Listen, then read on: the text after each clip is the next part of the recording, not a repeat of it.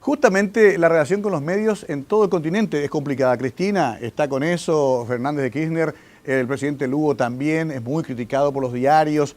Veo que usted incluso ha querellado a un medio en Ecuador. Está la ley de medios también siendo estudiada por el Parlamento ecuatoriano. ¿El verdadero contrapoder es el periodismo más que los partidos de oposición, presidente?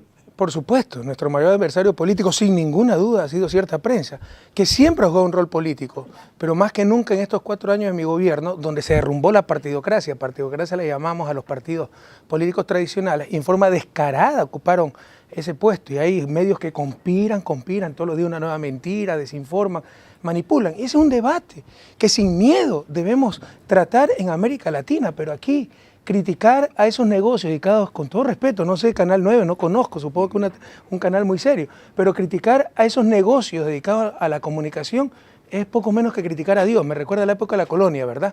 Donde para seguir bajo el yugo español nos decían que criticar al rey era criticar a Dios.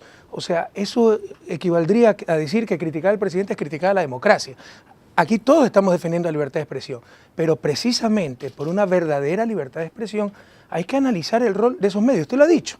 Contrapoder, o sea, ¿cuál es el rol? ¿Informar o ser un contrapoder? Es decir, un rol político. Y si tienen un rol político, entonces que acepten respuestas políticas.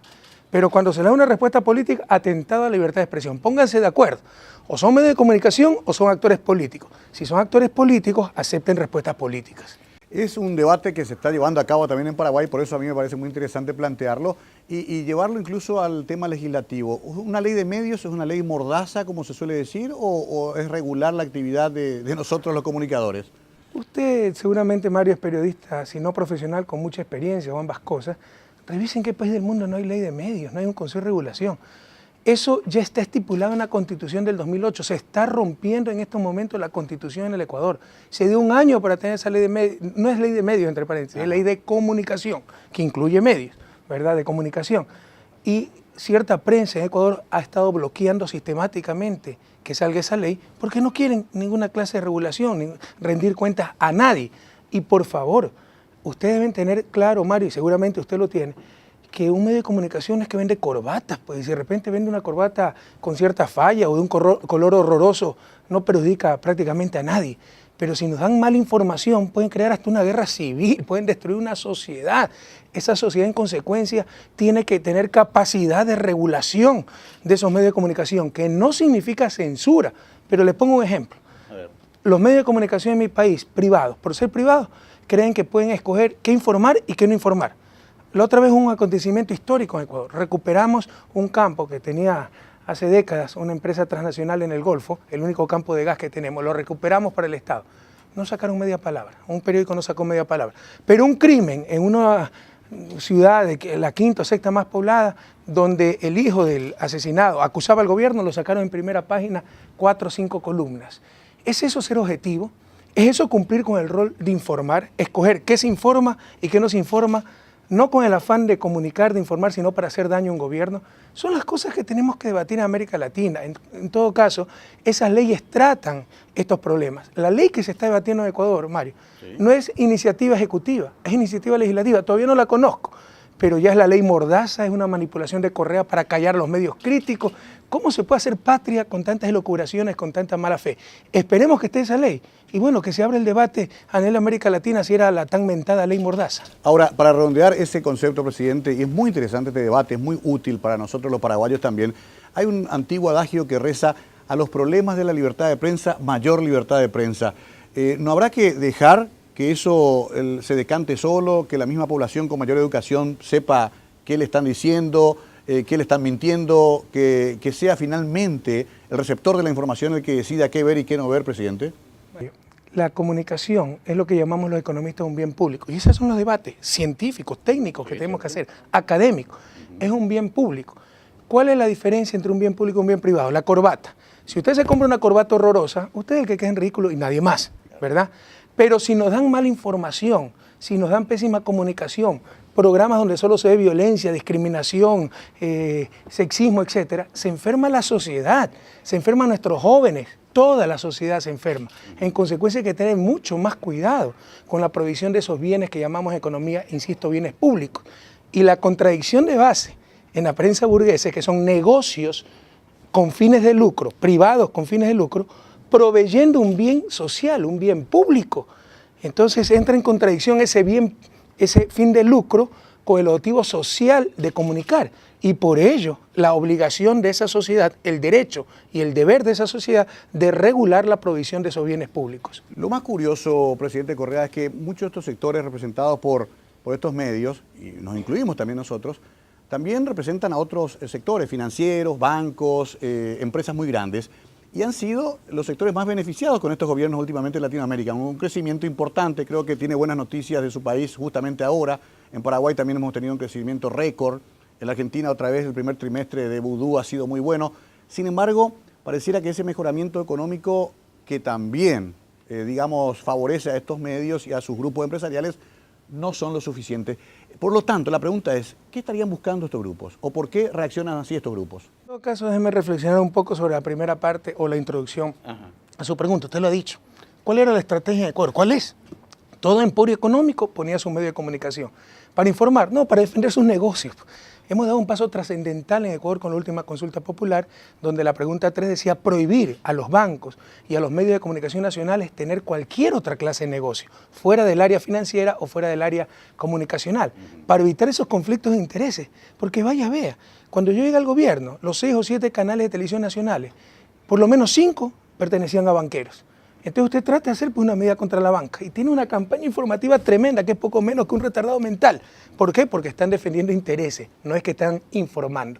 En todo caso, ¿por qué pese a los grandes resultados, muy buenos resultados económicos que están teniendo los gobiernos, sobre todo de corte progresista, ¿no? Aquí Fernando Lugo, Paraguay el año pasado ha crecido un 15%. Tengo las cifras del primer trimestre del Ecuador, estamos creciendo al 8.6% en el primer trimestre. Esa es la mayor tasa de crecimiento de los primeros trimestres de que existe la serie. ¿Por qué de todos modos tenemos la oposición agresiva, acérrima de estos grupos de poder? Porque es la lógica del poder. Somos el gobierno que más ayuda al sector productivo. Los bancos con nosotros han roto récord, no por especular, porque ha habido dinamismo económico. ¿Por qué atacar tanto un gobierno que está manejando las cosas bastante bien? Porque es la lógica del poder, que le ha funcionado 2 siglos. Puede ser que un gobierno los ayude 4 o 5 años, pero ellos ya no manejan el país y saben que para su subsistencia de estos grupos, sus privilegios al menos, la supervivencia y sus privilegios, en el largo plazo, tienen que seguir manejando al país. Y eso ya no lo hacen. En consecuencia de la lógica del poder. Si nosotros no estamos en el poder, hay que tumbarte porque somos nosotros los dueños de nuestros países. El mundo, y Paraguay incluido, han quedado azorados cuando vieron los hechos del 30 de septiembre del 2010, hechos muy graves institucionalmente, del cual, sin embargo, sale indemne el sistema democrático ecuatoriano. ¿Cómo está a casi un año de ese incidente su gobierno, la democracia ecuatoriana? ¿Fue un precedente, un caso aislado? ¿Qué reflexión merece aquel hecho en donde incluso su vida estuvo en peligro? Bueno, caso aislado no es, ¿verdad? A nosotros no nos tumba la oligarquía, los grupos de poder, los poderes fácticos, como lo llamamos en el país, no porque no quieren, sino porque no pueden. Conspiran todos los días, entre ellos cierta prensa, que miente. Yo le puedo mostrar editoriales que dicen, ya es hora de cambiar a estos señores, pero no hay quien le ponga el cascabel al gato, llamando descaradamente a un golpe de Estado, al rompimiento del orden constitucional. Lo que ha pasado con el 30 de septiembre, ustedes han visto las imágenes a nivel mundial, muertos, centenas de heridos, abusos terribles, disparos contra el presidente, orden de que maten a este desgraciado. Y le puedo mostrar todos los editoriales. Ya basta de persecución, defendamos a la gente inocente. O sea, no pasó nada del 30 de septiembre, tratan de invisibilizarlo. En todo caso, 30 de septiembre fue un día tremendamente doloroso, sin duda el más doloroso de mi gobierno y tal vez el más doloroso o uno de los más dolorosos de mi vida. Pero la democracia salió fortalecida, se dio una ruptura. Antes, con la 10ª parte de lo que ocurrió el 30 de septiembre, un gobierno se caía. Ahora los ciudadanos salieron a las calles a defender, no a Rafael Correa, a defender a la democracia, a defender a la revolución ciudadana, este proceso histórico que se está dando en Ecuador, y los golpistas, pese a tener la fuerza de las armas, fueron derrotados, vencidos. Y ahora lo que se quiere es dar en impunidad por parte de cierta prensa y ciertos sectores opositores aquello, siguiendo la historia, la triste historia de América, Paraguay, Ecuador, etcétera, donde todas estas cosas por temor, por la lógica del poder, por los miedos, quedan en impunidad. Hay que romper con eso. Entonces nosotros estamos impulsando, estamos cuidando, estamos siendo veedores de que se hagan los juicios, se investigue, etcétera, porque, insisto, hay fuerzas ocultas, pero muy poderosas, que tratan de dejar todo en impunidad. Pero, concretando la respuesta, sí, a pesar de lo doloroso del 30 de septiembre del 2010, la democracia ecuatoriana salió fortalecida, se dio una ruptura. Entendieron los golpistas que por esos medios jamás van a poder captar el poder. Ahora, no excluyen otras cosas, matar al presidente, etcétera. Es interesante escucharlo atentamente al presidente Correa porque muchos de los datos que él da se pueden aplicar también a Paraguay y a cierta discusión y debate que estamos teniendo en nuestra sociedad. Sin tomar partido, simplemente escuchando y aprendiendo de una experiencia muy valiosa como la ecuatoriana. En este sentido, mientras lo escuchaba, presidente, me preguntaba, ¿qué será más importante para un hombre como usted? ¿No quedar en la historia como un hombre consejo autoritario que cercenó la libertad de prensa o finalmente terminar, digamos, imponiendo una ley que no pueda ser muy libre o que pueda ser cuestionada mundialmente como una suerte de atropello a la libertad de prensa? Digo, en la política hay que tomar a veces decisiones muy valientes, pero esas decisiones tienen un costo. ¿No tiene usted miedo de quedar como un presidente que censure la libertad de prensa? A mí el único miedo que me da es fallarle a mis ciudadanos y no estar a la altura de esta responsabilidad histórica. No me interesa lo que diga la historia de mí. Me interesa dejar un país mejor de aquel que encontré. En todo caso, ¿de qué limitación de libertad de prensa nos hablan? ¿Cuántos periodistas hay presos en Ecuador? Voy a preguntar a quién se lo ha llamado para decirle no hable, no publique, etcétera. Pero lo que se pretende es que yo le puedo decir a usted narcotraficante y en nombre de la libertad de expresión no tengo que rendir cuentas a nadie. Mi libertad termina donde los derechos del otro comienzan. ¿De qué atentado a la libertad de prensa no habla de Ecuador? Soy el presidente más insultado, más vilipendiado de la historia de este país. Lea. ¿Por qué caso particular querelló a un medio?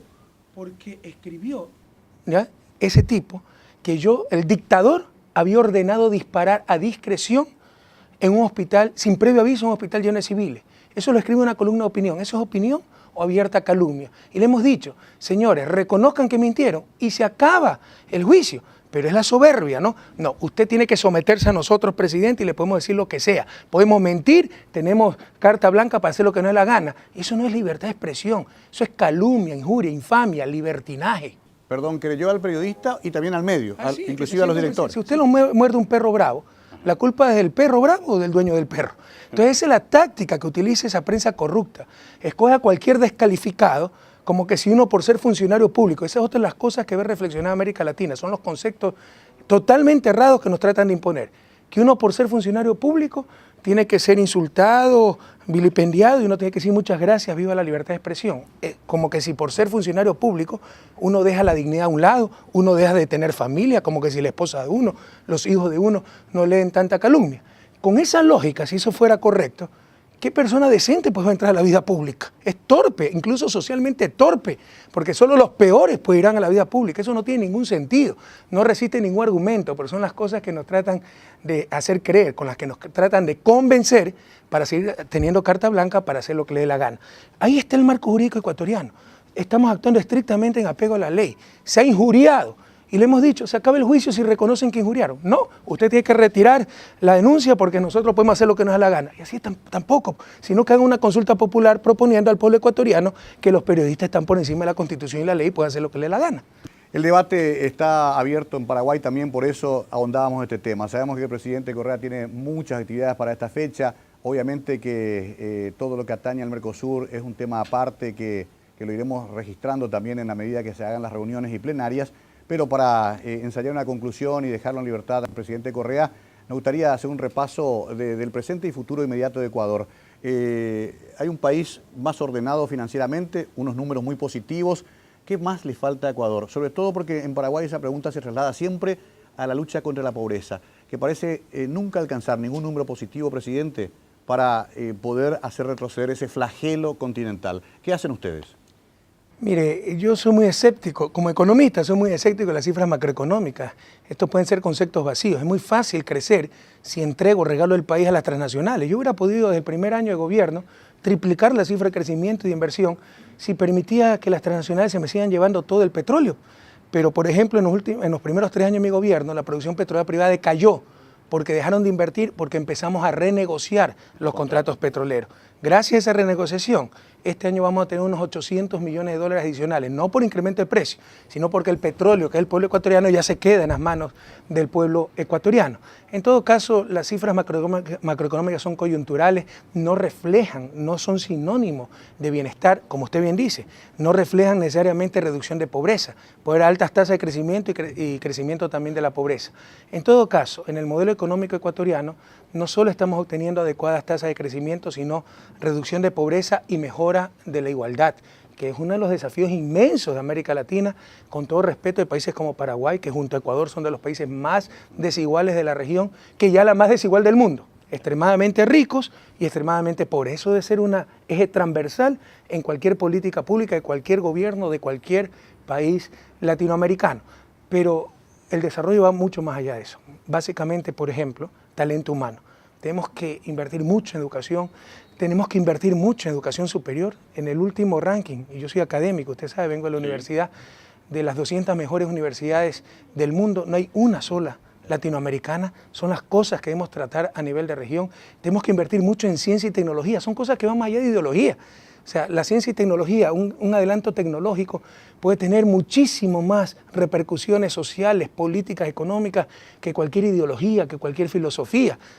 Ahí tiene la revolución industrial, ahí tiene la revolución en comunicaciones a finales del siglo XX. América Latina es una región marginal en cuanto a generación y no solo eso, aplicación de ciencia y tecnología. Son los grandes desafíos de la región si queremos alcanzar, como decimos en Ecuador, el summa causai, el buen vivir del que hablaban nuestros pueblos ancestrales.